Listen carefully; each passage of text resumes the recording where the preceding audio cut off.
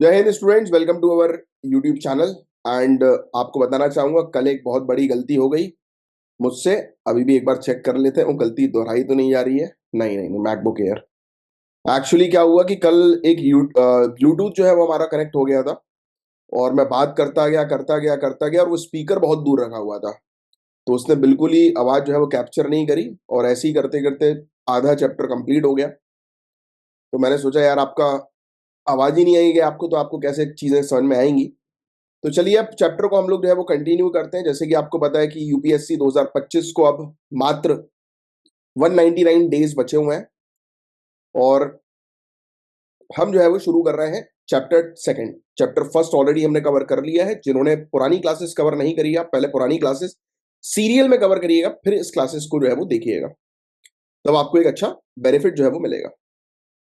चलिए तो बिना समय गवाए स्टार्ट करते हैं। जो चैप्टर का नाम है वो है social change and social order in rural and urban society. कि भाई देखो, गांव क्षेत्र में और शहरी क्षेत्र में किस प्रकार से चेंजेस आते हैं सोसाइटी में, समाज में। तो आपने पिछले चैप्टर में ऑलरेडी बहुत बेस से पूरी चीज कवर कर ली है। और आपको ऑलरेडी पता है, जब भी कोई टेक्नोलॉजिकल एडवांसमेंट होता है या कुछ भी ऐसी बड़े लेवल पर घटना होती है, उसको हम लोग सोसाइटल चेंज जो है वो कहते हैं, है ना। तो जो मैं बोलता जा रहा हूं, आप सिर्फ मतलब यानी कि एरो जैसे ये हाईलाइट होता जाएगा, वैसे वैसे आप हाईलाइट की तरफ देखते चलिए और सुनते चलिए। जहां पर भी काम की चीज होगी वो मैं एक्सप्लेन कर दूंगा, वरना बस आपको मन लगा के क्लास को देखना है और सुनना है पूरे चैप्टर को। It is often said that change is the only unchanging aspect of society. Anyone living in modern society does not need to be reminded that constant change is among the most permanent feature of society. In fact, the discipline of sociology itself emerged as an effort to make sense of the rapid changes that Western European society had experienced between 17th and 19th century. तो देखो, generally हमने last chapter में क्या discuss किया था कि society में जो एक चेंज होता है, तो एक जब बड़ा चेंज होगा तब हम उसको बोलेंगे कि ये सोसाइटी में चेंज आया है। जैसे कोई नया रिलीजन का इंट्रोड्यूस होना, नए ऑर्डर को लोगों को फॉलो करना। But do you know one thing, कि पिछले कुछ सालों में 17th और 19th सेंचुरी के बीच में, स्पेशली मैं अगर बोलूं कि जब से इंडस्ट्रियल रेवोल्यूशन आया, और अच्छा वर्ड बोलूं, रेनेसांस। जब से रेनेसांस जो है वो हुआ, यानी कि लोगों ने अपना दिमाग खोलना शुरू किया, साइंटिफिक तरीके से चीजों को सोचना शुरू किया, क्वेश्चन करना शुरू किया, तब सोसाइटी में बड़े बदलाव आए। जैसे कि एग्जाम्पल के तौर पर, let us talk about French revolution. French revolution के टाइम पीरियड पे आपको पता होगा कि पहले चर्च का रूल हुआ करता था। चलो छोड़ो फ्रेंच रेवोल्यूशन, इंडिया की बात करें। इंडिया के अंदर पहले राजा महाराजा का रूल हुआ करता था। जो राजा महाराजा चाहेंगे वैसा ही होगा। या फिर चलो और अच्छी बात करें, आप लोगों को सभी को एक आइडिया है ही, हमारे यहाँ पर वर्ण सिस्टम चलता था। ब्राह्मण, क्षत्रिय, वैश्य, शूद्र। यस। तो ये क्या था, एक सोसाइटी का सिस्टम था। क्या आज की डेट में सोसाइटी उसी सिस्टम से ऑपरेट करती है जो पहले करती थी, पिछले 200-300 साल पहले? No, not at all. आज की डेट में टेक्नोलॉजिकल एडवांसमेंट हो गया है। पहले हम लोगों को कोई भी चीज पढ़नी होती थी तो हमें लाइब्रेरी बैठना पड़ता था, है ना, पूछना अपने पेरेंट्स से। कितना स्ट्रगल था, ह्यूमंस के लिए कितना स्ट्रगल था नॉलेज को एक्सेस करना। आज की डेट में जस्ट वन क्लिक इटसेल्फ आपके सामने पूरी इंफॉर्मेशन, हर एक चीज की। एक वर्ड आप डालो, आपको वर्ड कोई पता नहीं है, जस्ट सर्च ऑन गूगल, आपको इंफॉर्मेशन मिल जाएगी। सोचिए नॉलेज को एक्सेस करना कितना इजी होगा। People became more civilised and more knowledgeable. Yes, लोग ज्यादा अच्छे बन गए, सिविलाइज्ड हो गए, सोसाइटी में रहन सहन लोगों ने सीख लिया। तो this was the rapid change. और ये रैपिड चेंज कंटिन्यूअसली चलता ही जा रहा है। और अब जो सोसाइटी में चेंजेस आ रहे हैं वो बहुत तेजी से आ रहे हैं। पहले सोसाइटी के अंदर चेंज होने में समय लगता था, आज की डेट में रैपिड चेंजेस हो रहे हैं, because of growing economy, because of growing technology, because of more connectivity between people. जब लोग आपस में कनेक्ट होंगे तो हमें देखने को मिलेगा कि और बेहतर बनेंगे, एक दूसरे से सीखेंगे और आगे बढ़ेंगे। 3C के बारे में हमने पिछली क्लास में कवर किया था। क्या मुझे बता सकते हो 3C क्या है जो सोसाइटी का बेस बनाता है? कमेंट बॉक्स पर लिखकर बताओ अभी के अभी। But social change seems such a common and obvious fact about modern life. It is comparatively speaking a very new and recent fact. It is estimated that human beings have existed on planet Earth for approximately 5 lakh years, but they have had a civilized existence for only about 6,000 years. Of these civilized years, it is only last 400 years that we have seen constant and rapid change. वही मैं आपको बता रहा था जो यहाँ पर लिखा हुआ है कि ह्यूमन की हिस्ट्री जो है 5 लाख साल पुरानी हम लोग को देखने को मिल रही है अप्रोक्सीमेटली। बट ह्यूमन का सिविलाइजेशन शुरू हुआ 6000 साल पहले, इंडस वैली सिविलाइजेशन 4,500 साल पहले की डेट है, 4700 ईयर्स अगो। यस, पढ़ा है सभी लोगों ने 2500 BCE का time period. Come on, yes. लोगों ने आकर सेटल होना शुरू कर दिया, लोगों के ऑक्यूपेशन वो थे क्या बोलते हैं, डिफाइंड थे। कोई कॉपर था, कोई एग्रीकल्चर एक्टिविटी में था, कोई पैस्टोरलिस्ट था, चरवाहा वगैरह, है ना। तो लोग क्या थे, ये सिविलाइज थे, अपना अपना जॉब कर रहे थे। बट अगर आप देखो पिछले 400 सालों के टाइम पीरियड को, पिछले 400 सालों के टाइम पीरियड में और बहुत ज्यादा चेंज आया है। Yes, imagine your life only. आपकी उम्र 20, 22, 25 साल की तो होगी। Yes, 18 years, at least 17 years, less to less में बोलूं अगर स्टार्टिंग बहुत जल्दी प्रिपरेशन कर रहे हो तो, है ना। एटलीस्ट सभी लोग 18, 20 ईयर्स के आसपास होंगे। जब आप 5-6 साल के थे तब उस समय सोसाइटी कैसी थी और आज कैसी है, आपको खुद को डिफरेंस पता है। पहले you guys use to play together बाहर कॉलोनी में। आज की डेट के बच्चे बाहर कॉलोनी में खेलते हुए दिखते हैं बट बहुत कम टाइम के लिए। मैं अपने टाइम की बात करूं, मेरे टाइम पे तो कुछ था ही नहीं, बाहर ही घूमते रहते थे हम लोग, मजा आता था, मैक्सिमम टाइम बाहर व्यतीत करते थे। बट अब मन ही नहीं करता। लोग अपनी डिवाइस के सामने अपने आप को जो है वो ग्रो कर रहे हैं और या तो बिगाड़ रहे हैं, राइट। फिटनेस के लिए people are going to gym. पहले छुपन छुपैया खेला जाता था। So what I am trying to tell you guys that कि पिछले कुछ सालों में रैपिड चेंजेस सोसाइटी में नोटिस किए गए। दैट इज द थिंग जो यहां पर बताई गई है। Are you getting it? चीजें समझ में आ रही है सभी की? आ रही है तो लाइक का बटन जरूर हिट करना, शेयर जरूर करो चैनल को, क्योंकि चैनल को बढ़ाने का काम अब आपका है। Even within these years of change, the pace has accelerated only in last 100 years. पिछले 100 सालों में बहुत तेजी देखने को मिली है। Because the speed with which change happens has been increasing steadily, it is probably true that in the last 100 years, change has been faster in the last 50 years than in the first 50. मतलब जैसे जैसे अपन पिछले time period की बात करें, वैसे वैसे changes की स्पीड लगातार बढ़ती जा रही है because of because of growing economy. The speed is getting increased day by day.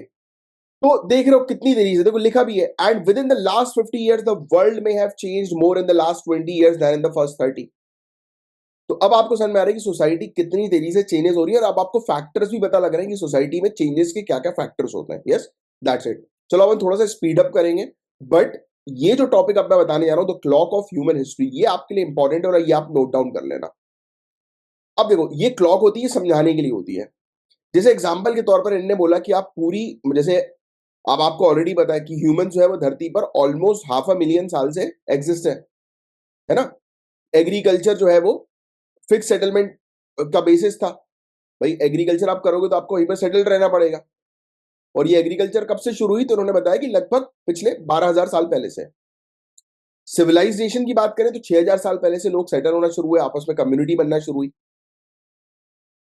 अब इनने बोला कि अगर हम ह्यूमन के एग्जिस्टेंस की बात करें तो आप ये मान के चलो कि हमारी जो घड़ी है जिसमें 24 घंटे होते हैं, यानी कि पूरा दिन, आप एक पूरे दिन को जो है वो पूरी ह्यूमन की हिस्ट्री मान लो। इमेजिन करो जैसे वो 5 लाख साल से ह्यूमन की हिस्ट्री है ना, तो अब वो 24 घंटे मान लो, 5 lakh years equals to 24 hours. तो इनने बताया कि इस पूरे 24 घंटे में एग्रीकल्चर कब शुरू हुआ? 11:56 रात के, मतलब टाइम खत्म होने के 24 घंटे खत्म होने के 4 मिनट पहले एग्रीकल्चर शुरू हुआ, और सिविलाइजेशन शुरू हुआ जस्ट उसके भी 1 मिनट बाद। और आज की डेट में अगर बात करें कि मॉडर्न सोसाइटी किस प्रकार से डेवलप हो रही है, तो ये मान के चलो कि मात्र 11:59 या फिर 30 सेकेंड्स, दिन खत्म होने के 30 सेकेंड पहले से अभी मॉडर्न एरा शुरू हुआ है। तो सोचो आप कि इतनी बड़ी ह्यूमन हिस्ट्री में अब जाके इतनी तेजी से सोसाइटीज में चेंजेस आ रहे हैं। तो लिखा हुआ है कि yet perhaps as much change has taken place in last 30 second of this human day as in all time leading up to it। सोचिए, इतने समय से ह्यूमन धरती पर है, बट सोसाइटी में लगातार चेंजेस पिछले 30 सेकंड में देखने को रहे, कि रीसेंट पास्ट में, मतलब यानी कि पिछले 100 सालों में आप बोलो या 200 सालों में बोलो, और पिछले 50 साल में या पिछले 20 साल आप खुद देख लो ना भाई। आप जब छोटे थे तो क्या इंटरनेट इतना इजीली एक्सेसिबल था? नो। क्या व्हाट्सएप पे वीडियो कॉल्स होती थी? नो। पीपल यूज टू, मतलब अगर वीडियो कॉन्वर्जेशन की बात करें तो स्काइप चलता था उस समय। आज भी चलता है नो डाउट, उस समय भी होता था। उस समय चैट्स होती थी, याहू चैट, वाई चैट वगैरह, ये सब चीजें रहती थी। मुझे याद है क्योंकि मैंने भी, मतलब उस टाइम पीरियड में था मैं, तो I know very well. Internet cafes हुआ करते थे, आज की डेट में हाथ हाथ पे सभी के इंटरनेट है। We use to go to internet cafe, और फिर वहां से फिर किसी से कॉन्वर्जेशन करना है, ईमेल करना है, या ईबे से कुछ प्रोडक्ट मंगवाने हैं, तो we have to go to internet cafe. देखो कितना चेंज हुआ सोसाइटी के अंदर। अब लोग, अब ये सोसाइटी में चेंजेस क्या आ रही है, तो देखो ये तो टेक्नोलॉजिकल एडवांसमेंट हुआ। आप बोलोगे सर ये सोसाइटी कहां से चेंज हो रही है? यस, चेंज हो रही है। पीपल आर कनेक्टिंग मोर। आज की डेट में एक वीडियो, इस वीडियो की बात करें, इस वीडियो के माध्यम से मैं आप लोगों से कनेक्ट हो रहा हूं, so it become very easy right now. Yes, so this is the thing. अब ध्यान से सिर्फ सुनो, इसमें ज्यादा कुछ नहीं है समझने वाला। Social change is such a general term that it can be often is used to refer to almost any kind of change not qualified by some other term, such as economic or political change. Sociologists have had to work hard to limit this broad meaning in order to make the term more specific and hence useful for social theory. At the most basic level, a social change refers to the change that are significant, that is, changes which alter the underlying structure of an object or situation over a period of time. Thus, social change does not include any and all changes, but only big ones. Changes which transform things fundamentally. The bigness of change is measured not only by how much change it brings about, but also by the scale of the change, that is, by how large a section of society it affects. तो ये बात आप पिछली class में भी पढ़ चुके हो कि सोशल चेंज मतलब एक बड़ा चेंज सोसाइटी के अंदर, कि कितने सारे लोगों को वो अफेक्ट कर रहा है। In other words, a change have to be both intensive and extensive. Yes, big impact spread over a large sector of society in order to qualify as a social change। यानी कि अगर आपको किसी को social change define करना है, तो आप ये बोलोगे कि एक बड़ा चेंज जो कि ज्यादा लोगों को अफेक्ट करे। Even after this kind of specification, social change still remains a very broad term. Attempts to further qualify it usually try to classify it by its sources or causes, by its nature or the kind of impact it has on society, and by its pace or speed। तो ये अलग अलग तरीके से हम लोग देखते हैं कि भाई कैसे हुआ चेंज, किस कारण हुआ। जैसे अभी टेक्नोलॉजिकल एडवांसमेंट के कारण चेंजेस आ रहा है, आईटी रेवोल्यूशन में हम लोग को चेंजेस देखने को मिल रहा है सोसाइटी में, है ना। लोग और बेहतर बनते जा रहे हैं भाई। अब आप खुद समझो, हमारे यहाँ पर जो प्रथा थी, सती प्रथा और इस प्रकार की कल्ट प्रैक्टिसेस थी, कैसे खत्म हुई? अच्छी किताबें पढ़ के। उसी को तो रेनेसांस हमने बोला, क्वेश्चनिंग करके।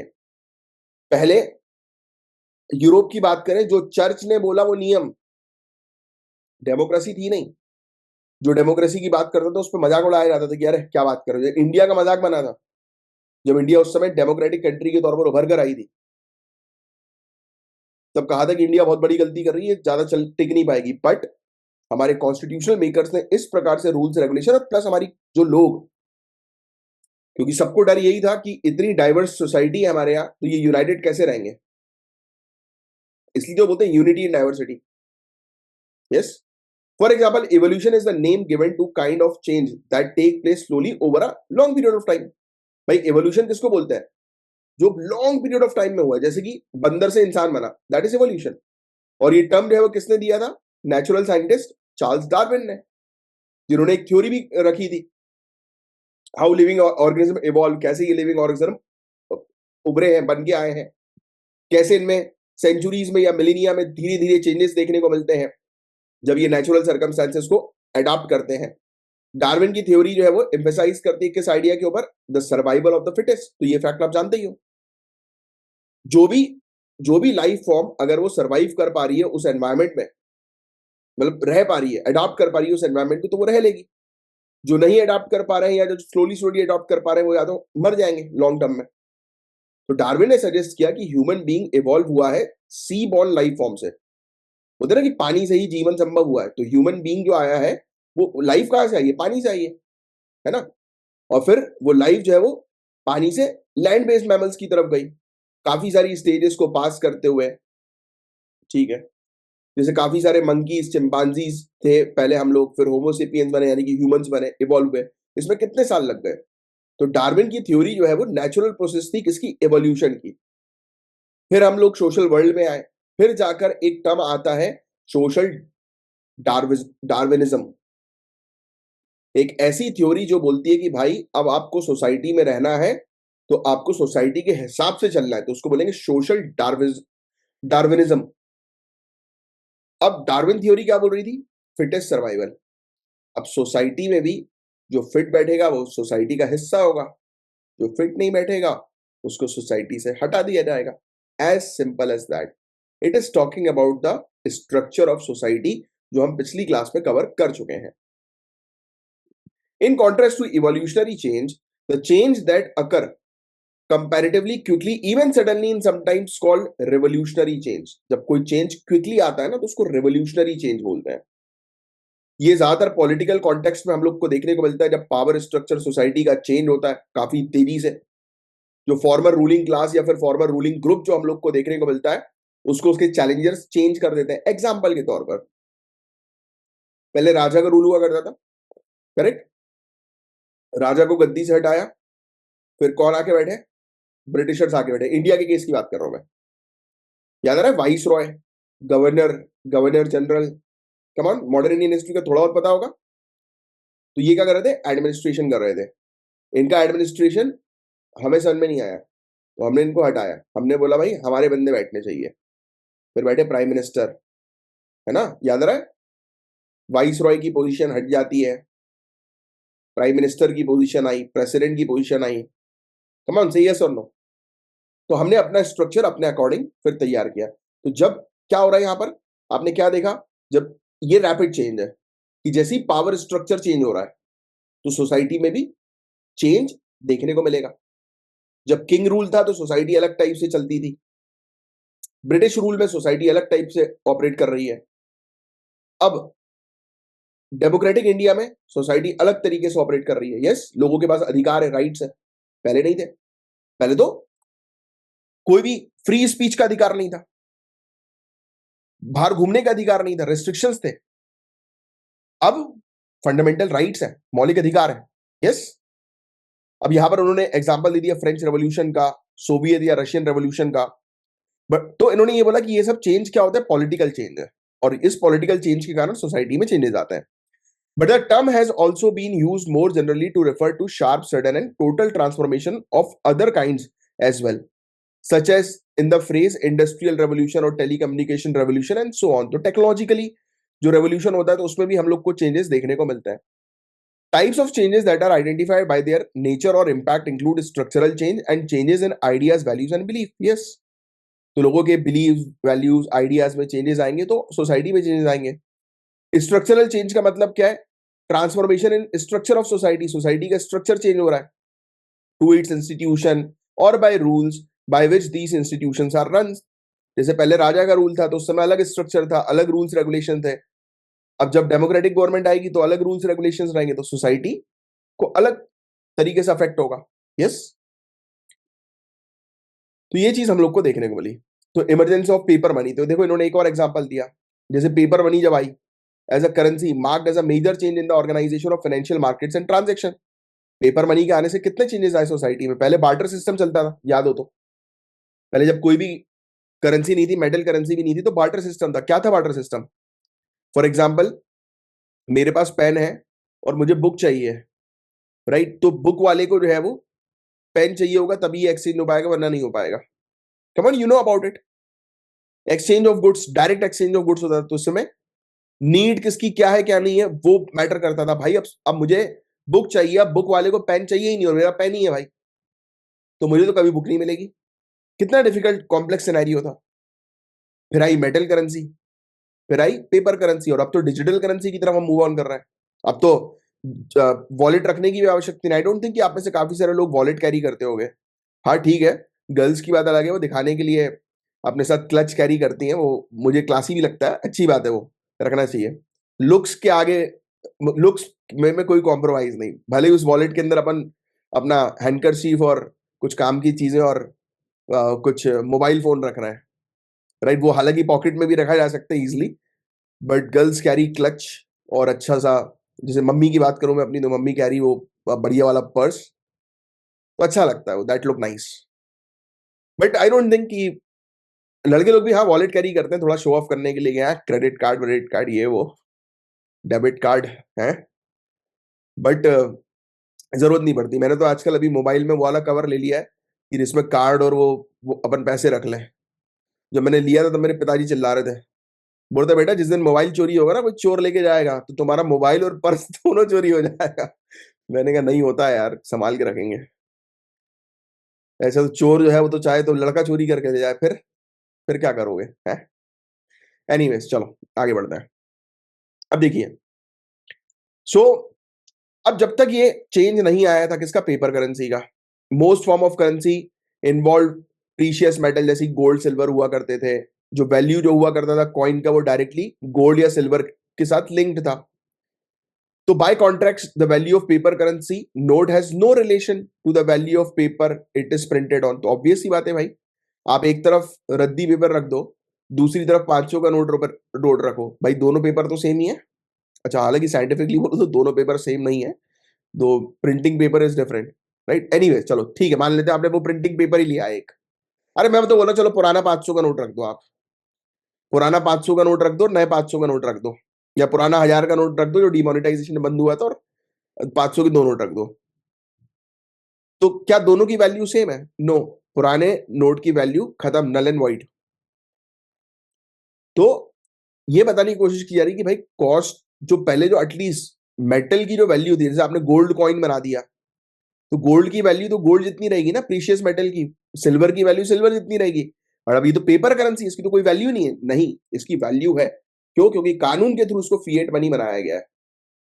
तो आइडिया जो था पेपर मनी के पीछे का कि भाई हमें एक मीडियम ऑफ एक्सचेंज चाहिए कि भाई गुड्स और सर्विसेज को इजिली एक्सचेंज किया जा सके, as long as it represent the value convincingly, that is as long as it inspired trust, almost anything can function as money। Trust होना जरूरी है। तो ट्रस्ट कैसे डेवलप होता है? सोसाइटी में होता है ना। हर किसी के बीच में तो ट्रस्ट डेवलप नहीं होता है। यस, आप किसी अनजान व्यक्ति से मिलो और अनजान व्यक्ति आपको बोले कि भैया एक दिन के लिए फोन दे दो यार, आपका फोन अच्छा लग रहा है, आपको उसके घर का पता नहीं, आता नहीं, आप उसको फोन दे दोगे क्या? अरे फोन छोड़ो, 100 रुपए कोई मांगता है ना तो नहीं देते लोग, देना भी नहीं चाहिए। क्यों देना? अच्छा, आप बोलोगे सर कितने क्रूएल हो रहे हो, सोसाइटी की हेल्प करनी चाहिए। अरे भैया बेवकूफ बनाते हैं लोग, कोई हेल्प वेल्प नहीं करनी चाहिए, गलती उसकी है, भुगते वो। बट ठीक है, कई बार ऐसा होता है कि कुछ लोगों की हेल्प करनी भी चाहिए, बट पहले आप सिचुएशन देखो। उसने आपसे अगर डायरेक्ट पैसे मांगे तो पूछना चाहिए भाई क्यों चाहिए तेरे को पैसा, क्या है? भूख लगी है, चल मैं खिला देता हूँ, या खाना खिला दो किसी को। बट हाँ, पैसा अगर देना है, आपकी इच्छा है पैसा देने की, आप सोच रहे हो यार चलो दान भी बन रहे हो, give money to the old people. जो बुजुर्ग लोग हैं, जो हैंडीकैप है, उनको आप दे दो पैसा। बिकॉज वो ऑलरेडी लाचार है यार। अब लोग बोलते हैं कि अरे बुजुर्गों को नहीं देना चाहिए, ये लोग सारे दारू वारू पी लेते हैं। पीन दो ना यार, छोड़ो, पीन दो। मैं तो बोलता हूँ बुजुर्ग आदमी है, खुशी खुशी तो मरेगा, एटलीस्ट खुश तो रहेगा। अब यंग आदमी, छोटे बच्चे या यंग लोग जब आके पैसा मांगते तो मुझे आती गुस्सा। मैंने कहा साले काम धंधा नहीं कर सकते, तो वो चीज है, पैसा नहीं देना चाहिए। तो ये अब मैं आपको समझा क्या रहा हूं, ये है सोसाइटी। अभी देखो मैंने इसी बीच में आपको एक सोसाइटी का एक स्ट्रक्चर भी बता दिया। यस, तो these our society. These changes in turn produce further changes in the organization of economic life. Changes in values and belief can also lead to social change. For example, changes in the ideas and beliefs about the children and childhood have brought about very important kind of social change. भाई देखो पहले तो लोग line लगा देते थे बच्चों की, पहले एंटरटेनमेंट नहीं हुआ करता था ना, टीवी नहीं हुआ करता था। सो पहले बहुत सारे बच्चे हुआ करते थे, आजकल एंटरटेनमेंट के बहुत सारे सोर्सेज हैं। नहीं, ऐसा बिल्कुल नहीं है। क्या होता था कि पहले अवेयरनेस नहीं थी, आज की रेट में अवेयरनेस है। आज की रेट में लोग प्लान करते हैं बेबी को, पहले प्लानिंग नहीं होती थी। पहले तो क्या ही बोले, अब छोड़ो। आज की डेट में people use to plan. Yes, उनको पता है कि भाई मेरी इनकम इतनी है, आज की डेट में एक्सपेंडिचर मेरा इतना है, मैं अपना और अपनी बीवी का खर्चा पूरा नहीं उठा पा रहा हूं, मैं लग्जरी लाइफ अपनी बीवी को नहीं दे पा रहा हूं, तो मैं इस दुनिया में बच्चे को लाकर एक बर्डन क्रिएट नहीं कर सकता उसके लिए। उसको ये ना लगे कुछ सालों बाद कि अरे यार मेरे माँ बाप ने मेरे लिए क्या किया। तो people are thinking like that. So what is this? This is the belief system जो चेंज हुआ है। There was a time and children were simply consider small. अच्छा, अब आप बोलोगे सर ये सब चीजें सिविल सर्विसेज के लिए इट इज इंपॉर्टेंट, तो फालतू है। नो बॉस, नथिंग इज फालतू, इट इज इंपॉर्टेंट। मेंस में यही तो लिखोगे आप सोसाइटी के बारे में, यही सब तो एग्जाम्पल्स डालोगे। अभी आपको एग्जाम्पल मिला चार्ल्स डार्विन का, ह्यूमन क्लॉक मिली, मिली कि नहीं मिली? मतलब ये क्या क्या था यार ये सोसाइटी वाली clock, social clock, clock of human history, social clock, कि कब से इंसान जो है वो सोसाइटी में सिविलाइज जो है वो बना, है ना? तो ह्यूमन क्लॉक बना सकते हो आप। क्या ये सब, ये तो आपके लिए बेनिफिट चीज है भाई। तो बिल्कुल छोड़ना नहीं, पूरा पूरा कवर करना, प्रॉपर तरीके से सीरियस प्रिपरेशन है ये प्रीलिम्स मेंस इंटरव्यू सबकी 2025, और प्रॉपर करी तो सिलेक्शन होगा। 199 डेज है, 90 डेज के अंदर मैक्स टू मैक्स, 90 डेज के अंदर एनसीईआरटी पूरी फिनिश हो जाएगी। फिर अपन एडवांस बुक और फास्ट करेंगे, और साथ ही साथ 90 डेज में मैं ज्यादा बोल रहा हूँ, मतलब 60 डेज के अंदर वी विल फिनिश एनसीईआरटी पूरी complete A to Z including everything, and then advance books plus questions की प्रैक्टिस। और मैंने कल परसों जो क्वेश्चन दिया था, मुझे किसी ने भी नीचे कमेंट बॉक्स पर ये मेंशन नहीं किया कि सर मैंने आंसर जो है वो लिख लिया है। When you will not going to mention it, तो मुझे कैसे मोटिवेशन मिलेगा बॉस? मेंशन किया करो यार, कि मुझे भी तो लगे कि आप काम कर रहे हो, मेहनत कर रहे हो, तब तो जाकर फिर मैं और डबल मेहनत करूं आपके लिए। और मेरे पास अभी तक मेरे 2 स्टूडेंट्स हैं मेरे फेवरेट राइट नाउ, कि जब से ये सेशन जो है वो नया वाला शुरू हुआ है, and they are very very serious. एक ईशा है और दूसरी पायल है। These both students are very serious, और मैं गारंटी, वो करंट अफेयर्स में भी उनकी एक्टिवनेस देखकर मुझे बहुत अच्छा लगता है, और मैं गारंटी दे रहा हूं कि they both will going to get selected. और बाकी लोग भी होंगे, मैं ये नहीं कह रहा कि नहीं होगा कोई, आप लोग भी होंगे, सभी होंगे, बट बिकम मोर सीरियस। और वो मुझे कमेंट बॉक्स में दिखना चाहिए आंसर्स के तौर पर। मैं सबको नोट करता हूं, सबको नोटिस करता हूं, तो आंसर दिया करो, ठीक है? चलो, रेस्ट बात बाद में करेंगे, अब आगे बढ़ते हैं। तो ये चीज हमने जो है वो देख ली, ट्रस्ट होना बहुत ज्यादा जरूरी है। This idea was the foundation for the credit market. अब ट्रस्ट होगा तभी तो क्रेडिट मार्केट डेवलप होगा ना। तो इससे बैंकिंग और फाइनेंस का स्ट्रक्चर अगेन चेंज हुआ। These changes in turn produced further changes in the organization of economic life. Credit मिला तो लोगों ने उसका फायदा उठाया और प्रोडक्शन पर काम किया, इंडस्ट्रीज स्टैब्लिश करी, और उस इंडस्ट्री स्टैब्लिश करने से दूसरे लोगों को और ज्यादा बेनिफिट मिला। Yes, changes in values and beliefs and can also lead to social change, yes भाई, इंसान का जब बिलीफ चेंज होगा, उसकी वैल्यूज में चेंजेस आएंगे, तो ऑब्वियस सी बात है सोसाइटी में चेंजेस आएंगी, आइडियाज में चेंज आते हैं, बिलीफ सिस्टम में चेंज आते हैं, चिल्ड्रन और चाइल्डहुड के। तो ये बहुत इंपॉर्टेंट जो मैंने भी आपको बताया। There was a time when children were simply considered small adults. There was no special concept of childhood as such, with its associated notion of what was right or wrong for children to do. As late as 19th century, for example, it was considered good and proper that the children start to work as soon as they were able to. देखो, होता था ना पहले कि भैया बच्चे ने काम करना शुरू कर दिया, हमारे तुम्हारा बच्चा क्या कर रहा है, कितनी उम्र में, 10 साल की उम्र में। कहां पे काम कर रहे हैं, माइनिंग, माइंस में काम कर रहा है, माइनिंग इंडस्ट्री में, सच अ डेंजरस इंडस्ट्री। उससे क्या होगा, 25 साल की उम्र में उसकी डेथ हो रही है, इतनी कम उम्र में उसके ऑर्गन्स डेवलप नहीं हुए और उसने टॉक्सिक चीजें इनटेक कर रही है, इनहेल कर रही है। तभी तो हुआ ना आज की डेट में कानून क्या हुआ, चेंजेस हुए। किसमें चेंजेस हुए, बिलीफ सिस्टम में। Children were often helping their families at work from the age of 5 और 6। The early factory system depends on the labour of children, क्योंकि कम पैसा देना पड़ता है। It was during the 19th and early 20th century that the ideas about childhood as a special stage of life gained influence. It then became unthinkable for small children to be at work, and many countries passed law banning child labor. Yes, हुआ ना, समय के अनुसार काफी सारी countries ने child labour ban कर दिया। At the same time, there emerged ideas about compulsory education and children were supposed to be in a school rather than at work, and many laws were passed for this as well. तो आ गया right to education, आ गया ना, लोग बच्चों को school में पढ़ाया जाए, वो भी फ्री में। Although there are some industries in our country that even today depends on child labor at least partially, जैसे कि कारपेट वीविंग इंडस्ट्री, छोटी छोटी चाय की शॉप है, रेस्टोरेंट की शॉप है। अच्छा, मैं एक बहुत सिंपल सा एक क्वेश्चन पूछता हूं आपसे।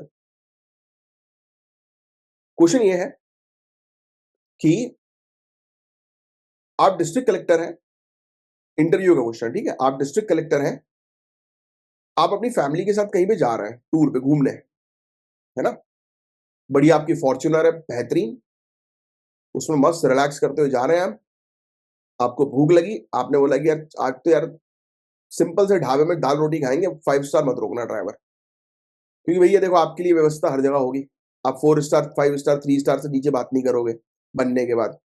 आपका ड्राइवर, आपका स्टाफ जो भी होगा वो आपके लिए हर चीज रेडी करवाएगा। बट आप अभी अभी फैमिली ट्रिप पे हो, है ना, ऑफिशियल ट्रिप पे नहीं। फैमिली ट्रिप पे भी होता है, सब पूरी व्यवस्था होती है, बट आपने बोला कि नहीं यार आज तो यार वो ढाबे की दाल रोटी खानी है, मजा आ जाएगा भाई साहब, बहुत दिनों से नहीं खाई। आपने बोला अपने ड्राइवर को, ड्राइवर यार ढाबे की उस पर लगा, ड्राइवर ने लगाई गाड़ी, आप उतरे, आपने खाना शुरू किया, आपकी टेबल पे आता है एक छोटू, मतलब एक 8-10 साल का छोटा सा बच्चा जो टेबल साफ कर रहा है। आपने उसको बुलाया, बोले बेटा तुम्हारा नाम क्या है, उसने नाम बताया। फिर आपने बोला तुम्हारी उम्र क्या है, उसने बोला कि सब पता नहीं, छोटा बच्चा उसको पता कहाँ होती है उम्र, पता नहीं। स्कूल जाते हो, नहीं। ये ढाबा किसका है, पापा का है, बेटा बुला के लाओ पापा को। भाई ये काम क्यों करवा रहे हो इनसे, आपने बोला। अरे साहब क्या करें, मजबूर आदमी है, कोई है नहीं, बीवी खत्म हो गई है, मैं और मेरा बच्चा ही है, उसकी देखभाल करने वाला भी कोई नहीं है, और इतने पैसे भी नहीं है मेरे पास कि मैं किसी स्टाफ को रख सकूं, तो हम दोनों ही मिलकर गुजारा कर रहे हैं साहब। Will you going to punish him or not, क्योंकि or is this child labour or not, क्या ये चाइल्ड लेबर है, पहली चीज, चाइल्ड लेबर के तहत ये आ रहा है। दूसरी चीज, क्या आप उसके खिलाफ कार्रवाई करोगे, हाँ या ना। क्या होगा आपका जवाब, मुझे आपका जवाब चाहिए। और वीडियो को अभी पॉज करो, अभी के अभी 2 मिनट सोचो और जवाब दो, इंटरव्यू ही समझो ये, ठीक है। आपने शायद लिख दिया होगा, लिख दिया तो अच्छी बात है, नहीं लिख दिया, नहीं लिखा तो लिखा करो यार, इतना तो मेहनत करो। अब देखो, इंटरव्यू में अगर आपने इस क्वेश्चन का आंसर, और डिलीट मत करना, कोई जो भी हो गलती करो चलेगा, बट डिलीट कोई नहीं करेगा, गलती करके ही तो सीखोगे, तभी तो बताओगे सिलेक्शन के बाद कि देखो हम ये गलती करते थे, ये है हमारी गलतियां और ये है हमारी मेहनत। बात समझना ध्यान से। इंटरव्यू में आपको बताऊं क्या बोलना है, sir this is the punishable offence और उसके खिलाफ कानूनी कार्रवाई होनी चाहिए। यार यू आर ब्यूरोक्रेट, इमोशंस नहीं करने हैं, रूल बुक एंड लॉ को फॉलो करना है। And obviously practically I know very well आप उसको छोड़ दोगे, आप इतने क्रूएल नहीं हो कि उसके खिलाफ कार्रवाई करोगे, बट इंटरव्यू पैनल ये जानना चाह रहा है कि आप खुद जज बन रहे हो क्या? आपका काम जज बनने का है, जुडिशरी हो आप एग्जीक्यूटिव हो। That is the game here civil services की इंटरव्यू का। आई नो वेरी वेल, आपकी जगह मैं भी हूं तो मैं भी उसको छोड़ दूं कि जा भाई कोई दिक्कत नहीं है। मैं भी कई बार ढाबे में जाता हूं, चाहूं तो मेरी तरफ से भी मैं कार्रवाई करूं, बट नहीं होती। अब मैं सोचते हैं छोड़ो यार, आप भी छोड़ो यार कर दोगे कि चलो जाओ, बट अभी आपका सिलेक्शन नहीं हुआ है। इंटरव्यू पैनल जब पूछे तो you have to answer according to law, कि कानून के अंदर ये पनिशेबल ऑफेंस है तो कार्रवाई होगी। फिर जज जो है उनको छोड़ना चाहे तो छोड़े, भाई हमारा काम होगा कार्रवाई करने। अब उसी बीच में एक पैनल आपसे बोलेगा, अच्छा आप में दया नहीं आती कि वो बेचारा यार उसकी वाइफ भी नहीं है, कुछ भी नहीं है?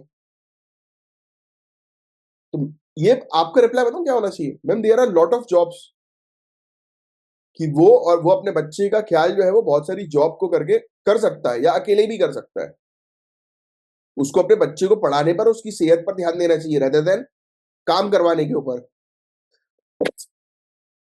सर्दी हो गई यार। बोले जी ढाबे में तरह तरह के लोग आते हैं, पीने खाने वाले लोग आते हैं, किसी ने बच्चे के सर में बॉटल मार दी, फिर कौन जिम्मेदार होगा? प्रशासन जिम्मेदार होगा कि प्रशासन ने देख कर भी अनदेखा किया। सोचो आप, तालियां बज जाएंगी इसमें, तो बजा दो तालियां मेरा मेरे लिए, ऐसा आंसर दिया मैंने तो। This is the game of civil services. आप ये तो पढ़ रहे हो ना, इट इज नॉट अबाउट सिर्फ पढ़ना है, बुक नहीं पढ़ना है, इसको सोचना है। ये सोसाइटी पढ़ रहे हो आप। चलिए, तो देखो पहले यही होता था ना कि बच्चों को काम में लगवा दिया जाता, आजकल ये इलीगल है, चाइल्ड लेबर इज इलीगल। अब आप में से मुझे लगता है कि कुछ लोग शायद कमेंट बॉक्स पे जिन्होंने लक्ष्मीकांत ढंग से पढ़ी नहीं होगी या पॉलिटी ढंग से नहीं पढ़ी होगी, आप बोलोगे सर हजार्ड्रस हजार्ड्रस क्षेत्र में चाइल्ड लेबर जो है वो है 14 ईयर्स तक के बच्चों के लिए। 14 ईयर्स के ऊपर का अगर बच्चा है तो वो रेस्टोरेंट वगैरह में काम कर सकता है। गुरुजी मैं आपको एक चीज समझाता हूं, सब बैन हो गए, मतलब ये वाला जो कानून था ये पहले था, आउटडेटेड हो आप। आज की डेट में रेस्टोरेंट में भी कोई बच्चा जो है वो काम कर रहा है ना 14 ईयर्स तक की उम्र का, तो उसके खिलाफ कार्रवाई हो सकती है। What about after 14 years?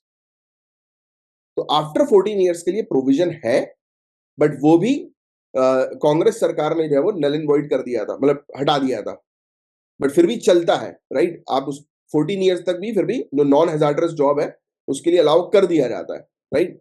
But अब टिल 14 ईयर्स तो स्ट्रिक्ट है, स्ट्रिक्ट। चलिए एनीवेज, अब अपन आगे की बात करें। But by the but by और ये पूरी चीज मैं आपको सिखाऊंगा, आगे चल के आप प्रोमैक्स बन जाओगे, टेंशन मत लो। But by far the most common way of classifying social change is by its cause or sources. Sometimes the cause are pre-classified into internal and external causes. There are 5 broad types of sources और causes of social change. ये fact आप ध्यान में रखना कि 5 ऐसे कारण हैं सोशल चेंजेस के। वो क्या क्या है? एनवायरमेंट, एनवायरमेंट में चेंज आएगा जो मैं आपको पिछली क्लास में पढ़ा चुका हूं, जैसे कि किसी क्षेत्र में, इंडिया की अगर हम बात करें, एनवायरमेंट की अगर बात करें, तो रिलीजन जो है वो एनवायरमेंट के पर्सपेक्टिव से बनता है। यस, आपको ऑलरेडी पता है। कल्चर एनवायरमेंट के पर्सपेक्टिव से बना। अरे ब्राह्मण की बात करें, आपको पता है कि ब्राह्मण नॉनवेज नहीं खाते हैं, but what about Odisha, West Bengal side के ब्राह्मण? They eat fish, they are allowed to eat fish. क्यों? क्योंकि वहां पर राइस एंड फिश जो है वो स्टेपल डाइट है। यस, तो क्या क्या देखा आपने, क्या समझा कि एनवायरमेंट से ही कल्चर बनता है। तो एनवायरमेंट हुआ, टेक्नोलॉजी हुई, टेक्नोलॉजी के बारे में भी हमने बात करी, इकोनॉमिक हुआ, पैसा आया, पैसा आता है तो लोगों की उठना बैठना चेंज हो जाता है भाई, लाइफस्टाइल चेंज हो जाती है। याद आ रहा है 3 C, competition, cooperation, conflict, economic पैसा, political.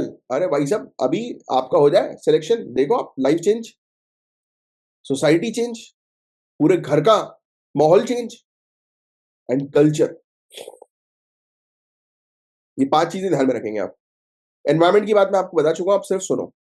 Nature, ecology, physical environment have always had a significant influence on the structure and shape of society. This was particularly true in the past when human beings were unable to control or overcome effect of nature. For example, people living in a desert environment were unable to practice settled agriculture of the sort that was possible in the plains, near rivers, and so on. So the kind of food they ate or clothes they wore, the way they earn livelihood, and their pattern of social interaction were all determined by a large extent of physical and climatic condition of their environment.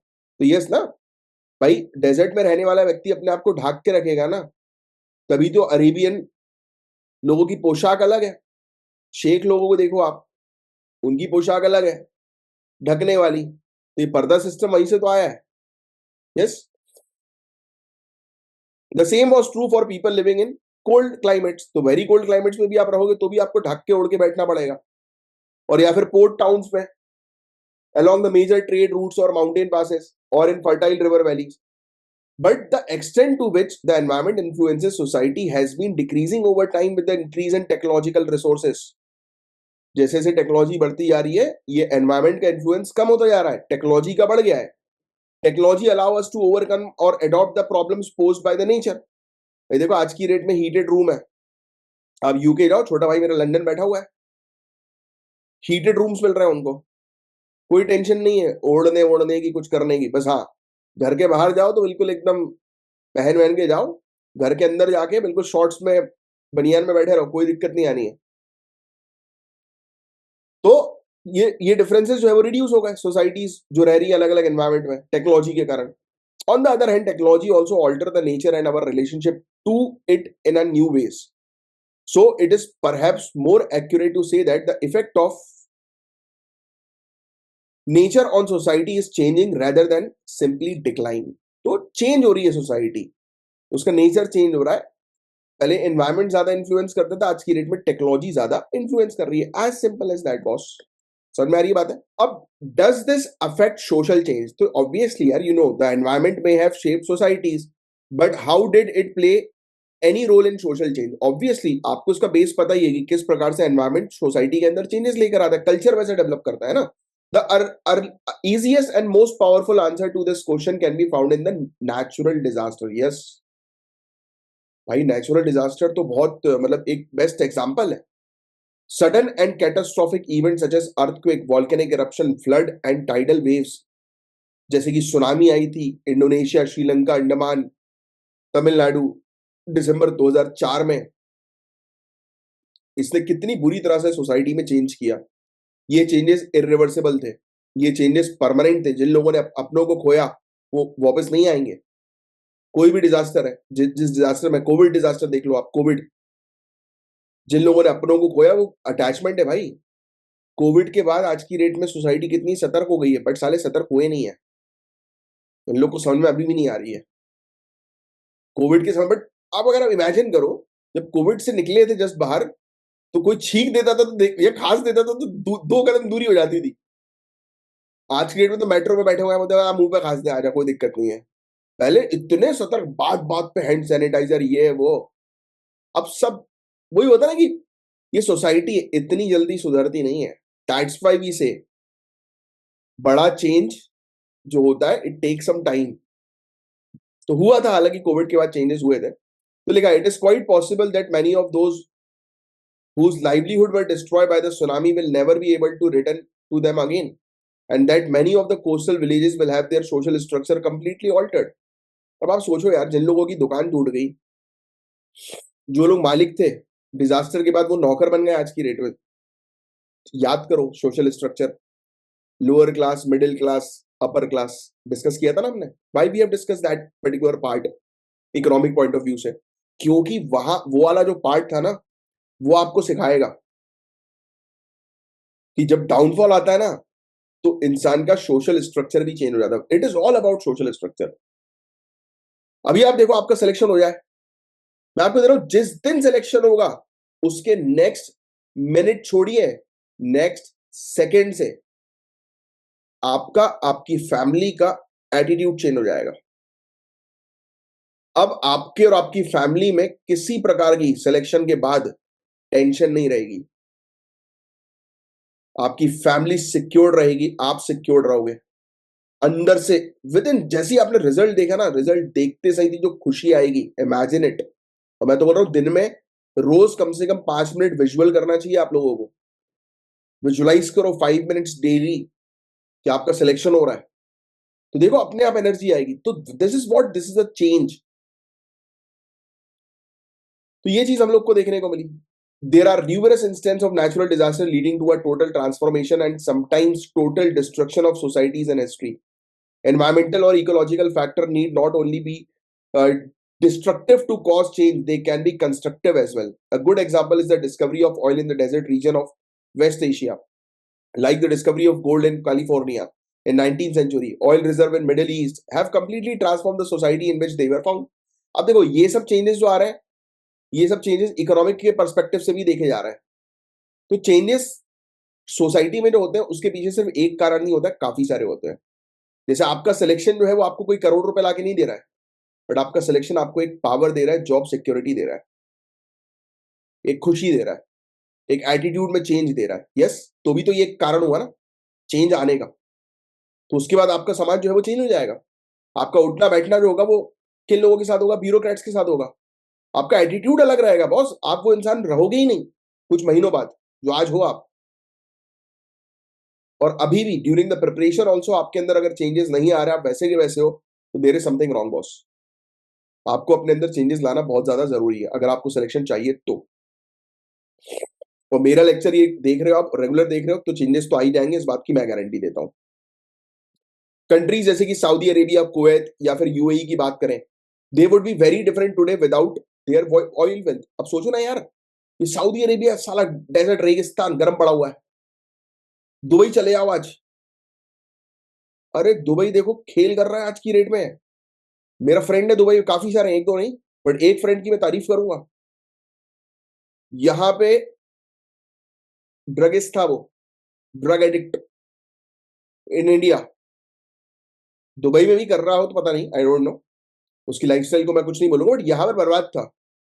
In Dubai he owns a Mustang, जो अभी latest phone 16 pro max आया था iOS का, वो उसने खरीद लिया। और ये मेरे ख्याल से सैमसंग का ये गैलेक्सी Z फोल्ड करके कुछ आया था, वो भी ले लिया उसने, दोनों। फ्लॉन्ट कर रहा है कि सब है मेरे पास, क्योंकि वो मेहनत कर रहा है, उसको वहां पे वो अपॉर्चुनिटी मिल रही है, राइट। तो वाई दुबई आज की रेट में डेवलपमेंट दे रहा है? The reason being is that उसकी ऑयल वेल्थ। वरना रेगिस्तान की औकात थी इतना डेवलपमेंट करने की? रेगिस्तान तो इनफर्टाइल एरिया, बट ऑयल की वेल्थ के कारण बन गया वो। सोचो आप, it is all about economy. तो technology and economy, the combination of technological and economic change has been responsible for immense social change, especially in the modern period. Technology affects society in a wide variety of ways, as seen above. It can help us to resist, control, adapt to, or harness nature in different ways. In combination with the very powerful institution of the market, technological change can be as impressive in its social impact as natural factors like tsunami or discovery of oil. The most famous instance of massive and immediately visible social change brought about by technological change is the industrial revolution itself, which you have already read about. देखा ना, industrial revolution ने कितनी तेजी से change लेकर आया। इस class की स्टार्टिंग में मैंने आपको बताया था कि कितनी तेजी से चेंजेस जो है वो रिकॉर्ड किए जाने देखने को मिल रहा है। You will surely have heard of the massive social impact made by the steam engine. The discovery of steam power allowed emerging form of large scale industry to use of a source of energy that was not only far stronger than animals or human being, but it was also capable of continuous operation without the need for rest. पहले manual workers थे, लोग हाथों से काम करते थे। Machine आई, machine को rest की जरूरत नहीं है, लोग बीच में ब्रेक भी लेते थे कि चलो यार चाय का ब्रेक ले लें, चलो यार खाने का ब्रेक। मशीन को चलाते रहो, रगड़ते रहो।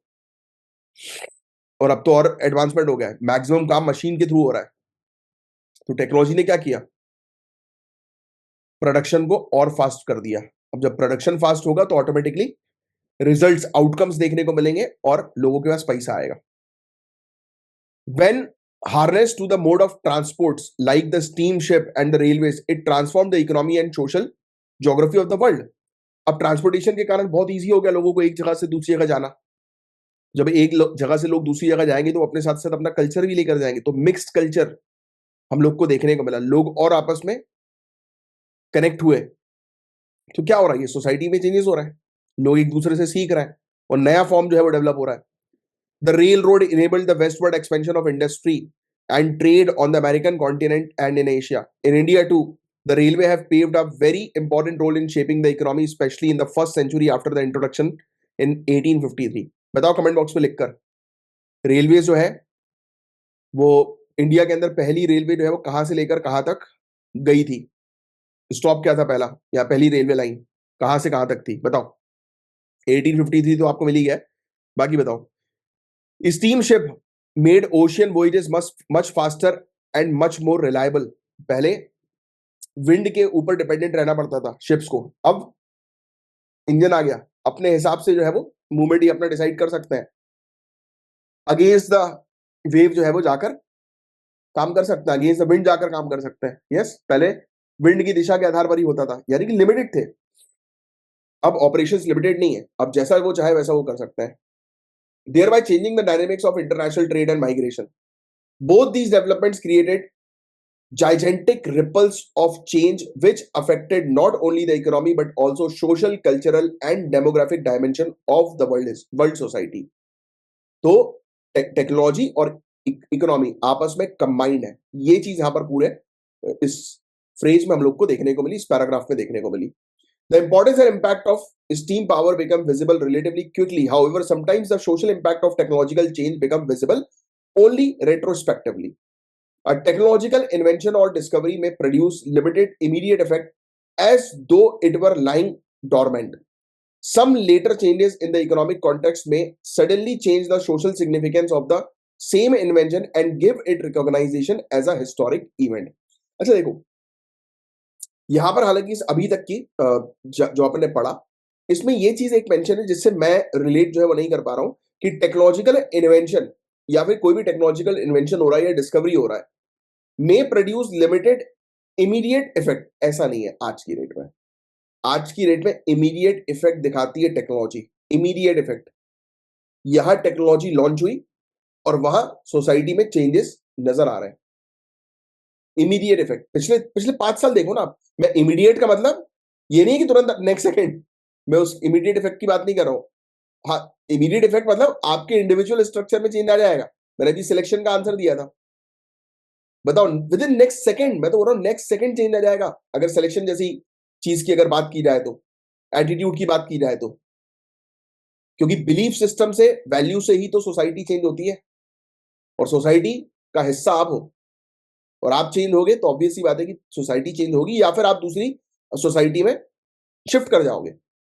होता है ना, upper class, middle class, lower class, और एक आपकी क्लास है वो है bureaucracy class.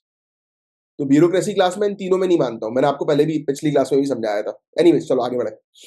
Examples of this are the discovery of gunpowder and writing paper in China, which had only limited impact for centuries until they were inserted into the context of modernizing Western Europe। देखो यार, अब इनने पता है क्या example दे दिया, ये अपने आप को प्रूफ कर रहा है, ये बुक जो है वो उसके थ्रू अपने आप को प्रूफ ये किया जा रहा है कि जो अब जैसे चाइना के अंदर प्रिंटिंग पेपर कितने समय तक था क्लोज्ड, गन पाउडर की डिस्कवरी कितने समय तक छुपा के रखी गई थी, और वर्ल्ड के सामने जब आई तब उसके बाद एक्सपेंशन हुआ। अरे भाई, वो छुपा के रखी इसलिए गई थी क्योंकि एक्सेस नहीं था।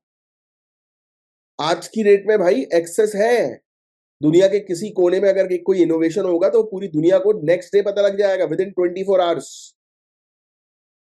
मीडिया के थ्रू, कम ऑन, यस और नो? तो जल्दी चेंजेस नजर आएंगे. From the वेंटेज point, given the advantage of enabling circumstances, gunpowder helped to transform the technology of warfare, and the paper print revolution changed the society forever. Another example closer to home in is the case of technological innovation in the textile industry in Britain. कपड़ा उद्योग नहीं था Britain का, तो उसमें भी हम लोग को बड़ा वो देखने को मिला. In combination with the market forces and imperial power, the new spinning and weaving machine destroy the handloom industry of Indian subcontinent. इसलिए तो ये बोला जाता है कि जिस समय इंडस्ट्रियलाइजेशन था का पीरियड था यूरोप में, उस समय इंडिया के अंदर डी इंडस्ट्रियलाइजेशन था, क्योंकि हमारे घर घर की जो फैक्ट्रीज थी, जो घर घर में स्टैब्लिश थी, जो हम लोग घर घर में आत्मनिर्भर थे लोग, उनको जो है वो उन्होंने ओनर से जो है वो एम्प्लॉय बना दिया. लोग अपने खुद के मालिक थे और वो फैक्ट्री में फिर जॉब करने चले गए. Sometimes changes in economic organization that are not directly technological can also change society. In a well-known historical example, plantation agriculture, that is the growing of single cash crop like sugarcane, tea or cotton on a large scale. देखो plantation की definition नहीं है plantation agriculture की, जो आगे चल के geography में पढ़ोगे. तो प्लांटेशन एग्रीकल्चर मतलब प्लांटेशन के बारे में जब भी बात हो रही है तो आपको ये समझना चाहिए कि कैश क्रॉप की बात हो रही है और लार्ज स्केल में कमर्शियल पॉइंट ऑफ व्यू से जो है उसका वो हो रहा है production. Created a heavy demand for labour. तो भाई जब प्लांटेशन एग्रीकल्चर शुरू हुआ तो लेबर की डिमांड बढ़ गई कि और लेबर को रखना है, क्योंकि कमर्शियल पर्पस के लिए जो है वो उसको उगाए जा रहे थे क्रॉप्स को. This demand helped to establish the institution of slavery and the slave trade between Africa, Europe and Americas between 17th and 19th century. तो इसके क्या है नेगेटिव इम्पैक्ट है. होते भाई एडवांसमेंट होगा तो कहीं ना कहीं इम्पैक्ट तो होगा, शोषण तो होगा ही. In India too, tea plantation of Assam involved the forced migration of labor from eastern India, especially Adivasi area of Jharkhand and Chhattisgarh. Today, in many parts of the world, changes in custom duties or tariff brought about by international agreement and institutions like World Trade Organization can lead to entire industry and occupation being wiped out, or less often sudden boom or period of prosperity for other industries or occupation. होता है ना, ये policy में change की बात कर रही है, पॉलिटिकल पर्सपेक्टिव से बात करना है अभी. ये होता है पॉलिसी में चेंजेस. एग्जाम्पल के तौर पर आपको पता होगा कुछ साल पहले, कोविड से पहले, थोड़ा सा पहले, यूएसए और चाइना के बीच में ट्रेड वॉर चल रहा था. ये दोनों कंट्रीज आपस में अपनी अपनी कस्टम ड्यूटीज जो है वो इंक्रीज कर रही थी.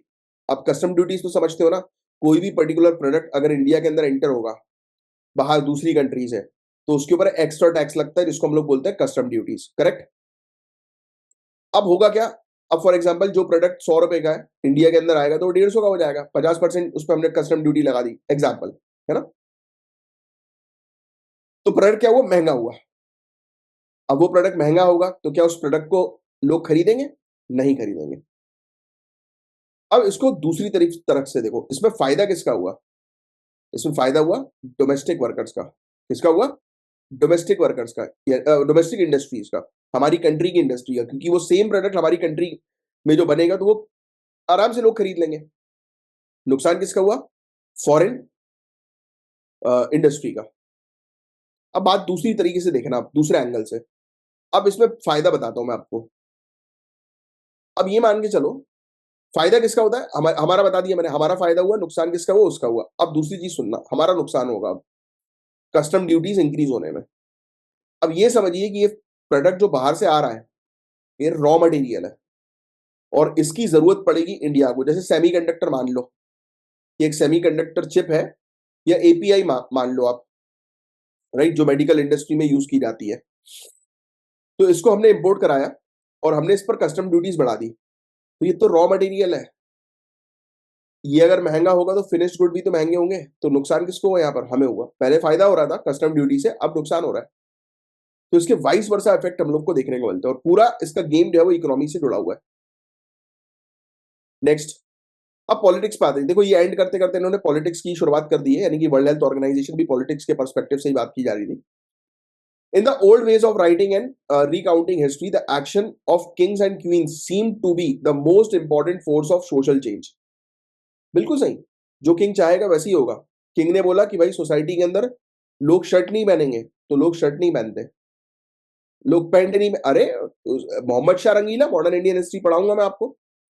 मोहम्मद शाह रंगीला जो है, उसने अपने दरबार के अंदर ये आदेश जारी कर दिए थे एक टाइम पर कि मुझसे जो भी मिलने आएगा बिना कपड़े पहने मिलने आए। वो घर में नंगा घूमता था अपने, यानी कि महल में, without any clothes, he used to roam around naked.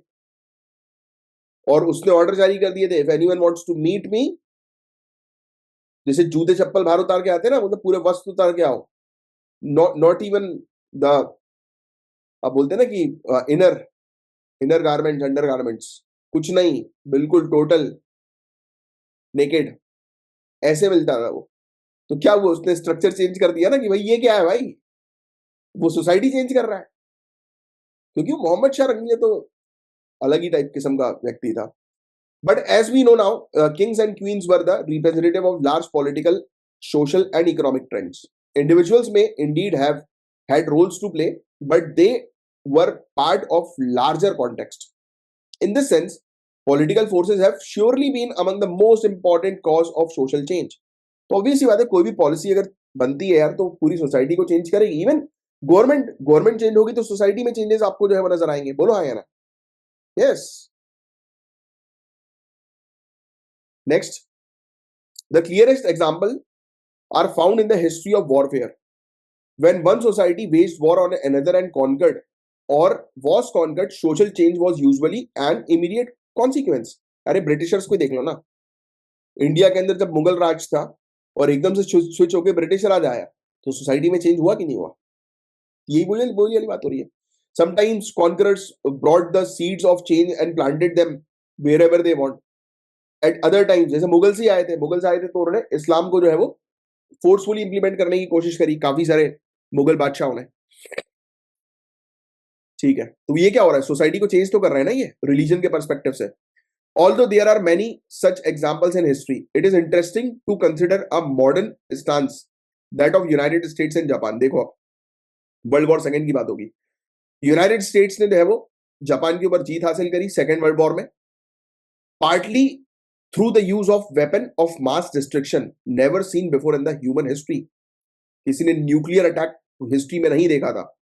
Japanese ने सरेंडर किया और यूनाइटेड स्टेट्स ने देखो जापान के ऊपर काफी सालों तक रूल किया और वहां पर बहुत सारे चेंजेस इसने इंट्रोड्यूस किए।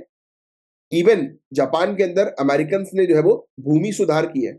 जापानीज इंडस्ट्री जो है उस समय पर अमेरिकन इंडस्ट्री को कॉपी करने की सोच रही थी और उससे सीखने की सोच रही थी, सेम वैसे ही जैसे इंडिया के अंदर हो रहा था। इंडिया के अंदर भी इंडियंस जो है वो ब्रिटिशर्स को कॉपी कर रहे थे। इंडियन सोचते, ब्रिटिशर्स ने ये सिखा दिया था इंडियंस को कि इंडियंस जो है वो सबऑर्डिनेट, तुच्छ लोग हैं, और ब्रिटिशर्स जो है वो सिविलाइज्ड है। 1970s से, however, Japanese industrial techniques, especially in the field of car manufacturing, had gone far ahead of Americans. Between 1970s and 1990s, Japanese industry dominated the world and forced changes in the industrial organization of Europe and especially the United States. तो जिस समय Japan जो है वो झुका हुआ था United states के आगे, यूनाइटेड स्टेट्स के जाने के बाद जापान ने खुद अपना डोमिनेंट एस्टेब्लिश किया और पूरे यूरोप को और अमेरिका को इन्फ्लुएंस किया। Industrial landscape of United state in particular was decisively altered by the impact of Japanese industrial technology and production organization.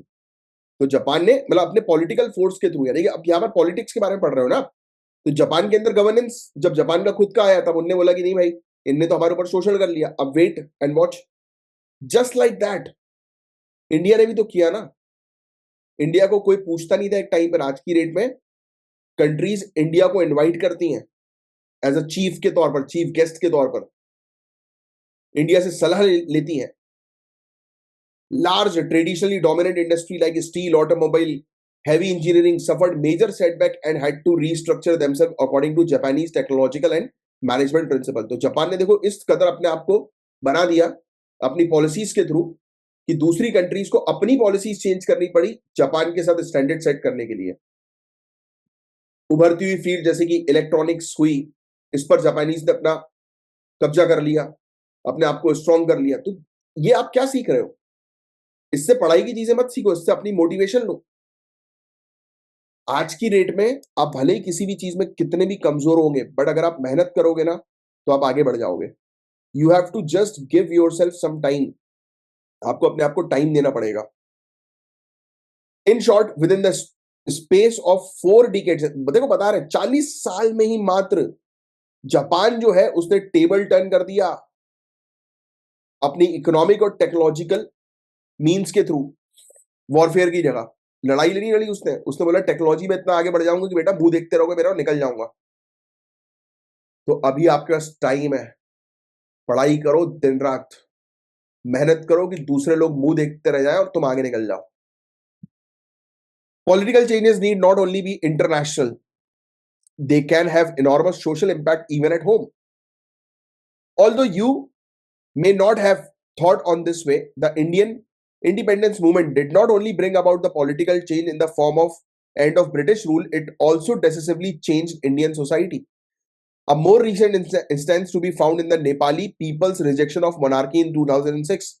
Nepal के अंदर कितनी बार कॉन्स्टिट्यूशन जो है वो बना, कितनी बार वहां पे हम लोग को ड्रामास जो है वो देखने को मिले कि किंग रूल आया, फिर डेमोक्रेसी आई, फिर दोबारा किंग रूल आया, बट लोगों ने जो है वो किंग रूल को फाइनली खत्म कर दिया.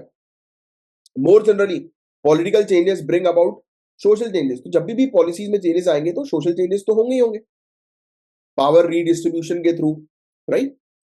Consider from this viewpoint universal adult franchise और one person one vote principle is probably the single biggest political change in history until modern. पहले वोटिंग की पावर सबके पास थी क्या? नहीं थी. महिलाओं को वोटिंग की पावर नहीं थी, जिनके पास जमीन नहीं उनको वोटिंग की पावर नहीं थी, जो एजुकेटेड नहीं थे उनको वोटिंग की पावर नहीं थी, जो टैक्स पे नहीं करते थे उनको वोटिंग की पावर नहीं थी, और भी काफी सारे लोग, बहुत ही लिमिटेड लोगों को वोटिंग की पावर थी. बट आज की डेट में one person one vote principle है, यूनिवर्सल अडल्ट फ्रेंचाइज. पहले नहीं था. तो ये क्या है? सोसाइटी में चेंज हुआ ना. Until modern democracy formally empowered the people with the vote, until election became mandatory for exercising legitimate power, society was structured very differently. Kings and queens claimed to rule by divine rights, and they were not really answerable to common people. भाई आम आदमी king के पास जाकर सवाल पूछ सकता था क्या उससे? नहीं. आज की डेट में आप सवाल पूछ सकते हो प्राइम मिनिस्टर से, बिल्कुल पूछ सकते हो. क्वेश्चन कर सकते हो, बिल्कुल कर सकते हो.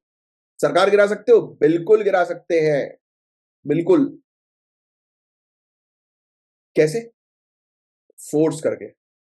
कैसे फोर्स करके? मीडिया के थ्रू, कैंपेनिंग करके, ये गलत हो रहा है. फिर आएगा हाउस में no confidence motion. Are you getting it? ये पॉलिटी में पढ़ोगे और डिटेल में. पावर, द मोस्ट पावरफुल जो इंस्टीट्यूशन है इंडिया के अंदर वो पब्लिक है. Public people most powerful. अगर मैं आपसे पूछूं कि सबसे ज्यादा पावरफुल इंडिया के अंदर कौन है, प्राइम मिनिस्टर है, प्रेसिडेंट है, कौन है? तो पीपल. क्योंकि लोग जो है वो अपने रिप्रेजेंटेटिव को चूज करते हैं, इसी अकॉर्डिंग अपना कॉन्स्टिट्यूशन बनाए. ये पढ़ाया तो है मैंने, मेरे ख्याल से आपको पिछली क्लासेस में, एनसीईआरटी की अभी पुरानी जो क्लासेस गई उसी में मैंने आपको पढ़ाया शायद. सोसाइटी वाले अपन टॉपिक पढ़ रहे हैं ना, उसी में पढ़ाया.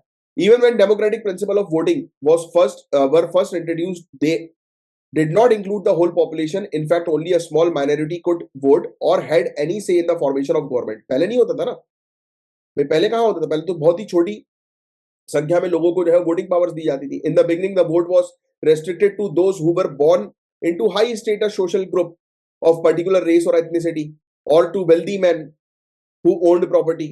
All women, men of lower classes and subordinated ethnicities and the poor and working people in general were not allowed to vote. तो लोगों को वोटिंग की पावर नहीं थी, काफी सारे लोगों को. It is only through long struggles and universal adult franchise came to that universal adult franchise came to be established as a norm. Of course, this did not abolish all the inequalities of previous eras. Even today, not all countries follow democratic form of rules, even where elections are held. They can be manipulated and people can continue to be powerless to influence the decision of their government. But despite all this, it cannot be denied that universal adult franchise serves as a powerful norm that exerts pressure on every society and every government. Governments must now at least appear to seek the approval of people in order to be considered legitimate. This has brought massive social change in its wake. तो आज की date में लोग aware हो रहे हैं ना, उसी की बात कर रहे हैं। लोगों का अवेयरनेस क्या है? बिलीफ। यही तो सोशल चेंज है, तो यही तो सोसाइटी में चेंजेस आ रहा है। अब देखो, स्टार्टिंग में आपको लग रहा होगा अरे यार ये सोशल ऑर्डर सोशल चेंज क्या है। अब आपको मेरे ख्याल से चीजें पल्ले पड़ रही होंगी कि हाँ यार इसमें तो काफी सारे एग्जांपल्स, अभी नेपाल का एग्जांपल आ गया, काफी सारे फैक्ट्स मिल रहे हैं, राइट। तो यही चीज होती है बॉस, कभी चीजें मिस नहीं करनी चाहिए। लोग, मैंने देखा है एनसीईआरटी की बुक लिस्ट में भी सोशियोलॉजी को डालते ही नहीं, पता नहीं क्यों। सोशियोलॉजी तो मोस्ट इंपॉर्टेंट है बुक लिस्ट के अंदर, किसी से भी पता कर लो जिसने सिलेक्शन लिया है। मैंने तो पढ़ा है भाई, मैं 10 साल से पढ़ा रहा हूँ, आई नो वेरी वेल कि क्या पढ़ाना है क्या नहीं पढ़ाना है। चलो यार आज के लिए बस इतना ही रखते हैं। थोड़ी सी क्या मुझे सर्दी भी है, जैसे कि आपको शायद समझ में आ ही गया होगा आवाज वगैरह से। सो आज इतना ही रखते हैं, बस इतने में आप रिलैक्स करो, स्लोली स्लोली चलेंगे एंड गोल्स को रहे वो अचीव करेंगे। डोंट वरी एट ऑल, मैं टाइम पर आपके पूरे गोल्स है वो अचीव करवाऊंगा। That is my responsibility. अगर रिस्पॉन्सिबिलिटी ली है तो उसको पूरी करूंगा। बट हाँ, आपका काम यही है कि लाइक जरूर हिट करो, कमेंट करते रहो, शेयर जरूर करो, और भी लोगों को इन्वाइट करो, टेलीग्राम के ग्रुप को ज्वाइन करो। चलो, जय हिंद।